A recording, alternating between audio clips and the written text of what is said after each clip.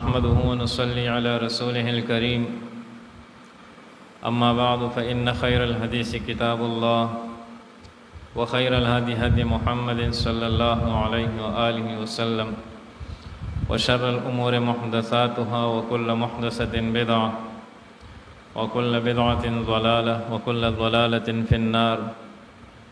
بسم الله الرحمن الرحيم. باب فضل المرأة إذا تصبرت على ولدها ولم تزوج. دانوی باب پدی کتاب الادب المفرد کی امام بخاری رحمۃ اللہ علیہ منعقد کئی. باب دے په بیان د هغه زنانه کې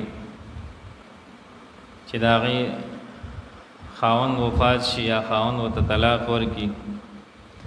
او د دې بچي وي او دا د خپلو بچو دپاره بله نکاح ونکړي او صبر وکړي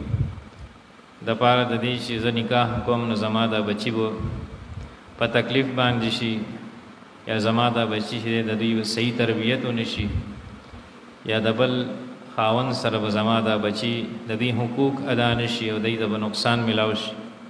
نو په دې وجه دغه زنانه خپله ځواني د دې بچو دپاره هغه زړه کړي.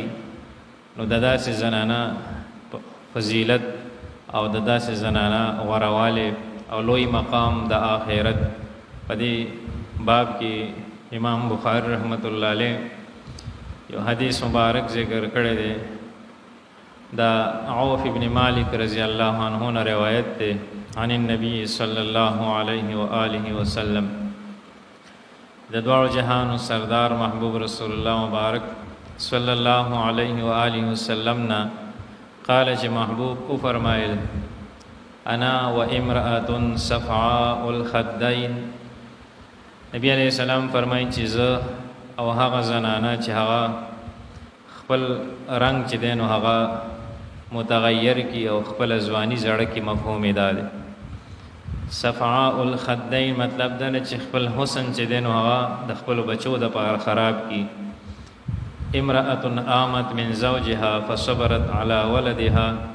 هغه زنانه چې هغه د خاوند نه کونډه شي یا خاوند ورته طلاق ورکي او دا خپل اولاد د پاره صبر وکي او اولاد سره خپل ځواني زړه کی. نبی علیہ السلام فرمایي که هاتین فی الجنه. پیغمبر علیہ السلام خپل دوه ګوتې اوچتې کړي د شهادت ګوته او منځنۍ ګوته چې زه او دغه زنانه په جنت کې داسې یو ځای. دغه خبره نبی علیہ السلام د یتیم د پرورش کوونکي او د تربیت کوونکي په باره کې هم فرمایلی وه او نبی علیہ السلام فرمایلو چې انا وکافل الیتیم کهاتین فی الجنه. زه او د یتیم پرورش کوونکی به داسې جنت کې یو ځای لکه دا دوه ګوتې د یو بل نه نه جدا کېږي. یعنې داسې سړي ته به د نبي علیه السلام معیت په آخرت کې حاصل شي او داسې زنانه چې هغه د خپل بچو دپاره خپله ځواني خاورې کړي نو هغې ته به هم په آخرت کې د نبي علیه السلام معیت حاصل شي. نو دا لوی سعادت دی. د دنیا خوشحالي خو د څو ورځو ده اب ختم شي. د دنیا خفګان هم د څو ورځو دی اب هم ختم شي. خو لیکن د آخرت خوشحالي او بیا دومره لوی مقام چې په آخرت کې به د ټول نه لوی مقام هغه د امام الانبیاء خاتم النبیین صلی الله علیه و آله وسلم وي. نبی علیه السلام گاوند او د پیغمبر علیه السلام صحبت او د نبی علیه السلام ملګرتیا دا به داسې زنانه ته او د یتیم پرورش کوونکي ته به میلاو شي. الله دې موږ ته هم دا سعادت نصیب کړي. لوی مقام دی. لوی د دې زنانه قرباني لویه ده چې دا د خپل بچو دپاره خپل خواهشات او خپل ضروریات او خپل ځواني ارس ختم کی ارس باندې خفه کیږي د صرف د دې دپاره چې زما دا بچي دا خاورې نشي. نو الله تعالی به داسې زنانه په دې لویه قربانۍ باندې الله تعالی به دې ته په آخرت کې لوی مقام ورکړي. بل باب منعقد کوي باب فضل من مات له الولد. باب دې په بیان د فضیلت د هغه چا کې چې اولاد یې وفات شي. اولاد د مور پلار د زړه غوښې وي او مور پلار په بچو باندې ډېر زیات خفه کېږي. نو چې چا اولاد په ماشوموالي کې وفات شي نو هغوی ته به صبر ورباندې وکړو الله تعالی په آخرت کې هغوی ته صبر کوي. په دې باب کې امام بخاری رحمت الله علیه ګڼ احادیث مبارکه ذکر کړي دي. باقي کړه د حضرت ابو هريره رضی الله عنه نه روایت ده ان رسول الله صلی الله علیه و آله وسلم قال ادوار جهان سردار محبوب رسول الله مبارک صلی الله علیه و آله وسلم او فرمایل لا يموت لأحد من المسلمين ثلاثة من الولد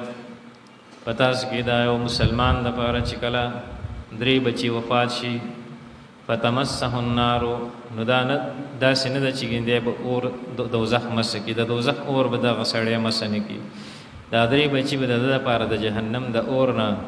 د نجات او د ازادۍ سبب ګرځيږي الا تحلت القسم مگر د وجه د حلال والی د قسم د الله تعالی نه چې الله تعالی کوم قسم خورځي دی الله تعالی قرآن پاک کې فرمایي چې وَإِن مِّنكُمْ إِلَّا وَارِدُهَا كَانَ عَلَى رَبِّكَ حَتْمًا مَقْضِيًّا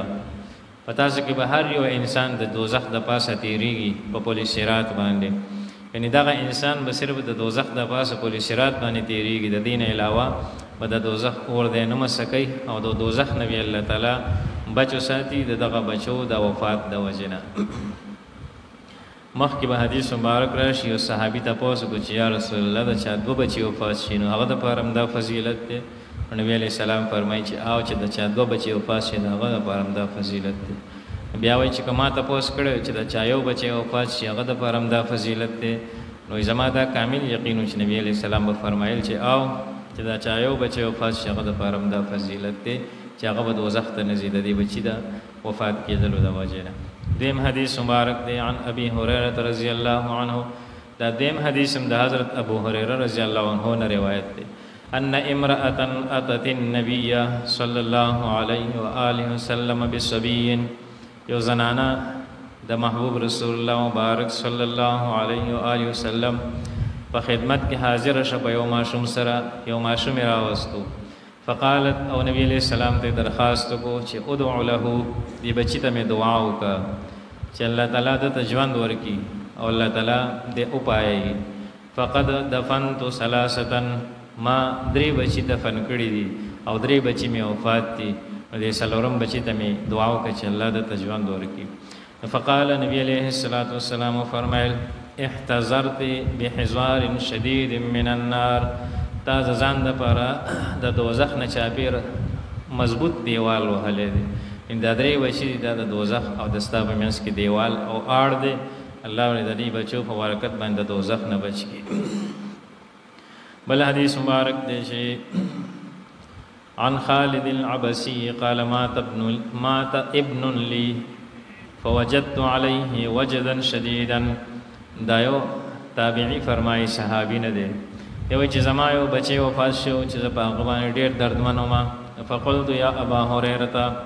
ما د حضرت ابو هريره په خدمت کې عرض کو چې اے ابو هريره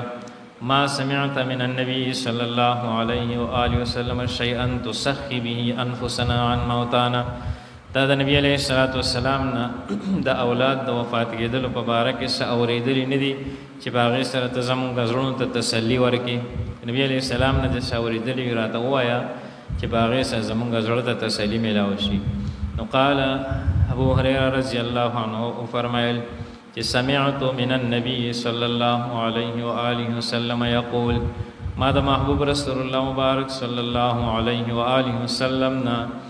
واوریدل چې نبی علیہ السلام فرمایل صغارکم دعامیس الجنه دستاسو ماشومان چې دي دا به د جنت ببوزي د جنت پتنګان او د جنت ببوزي وي دعامیس ویل کېږي تتلیا ورته ورته کوي تتلی پیژنې کا تتلی موږ ورته پښتو کې ببوزي وایو تتلی او عام او آسان لفظ دی نو چې دا ماشومان چې دا به د جنت کی تتلیاں هونګي آپ کے بچے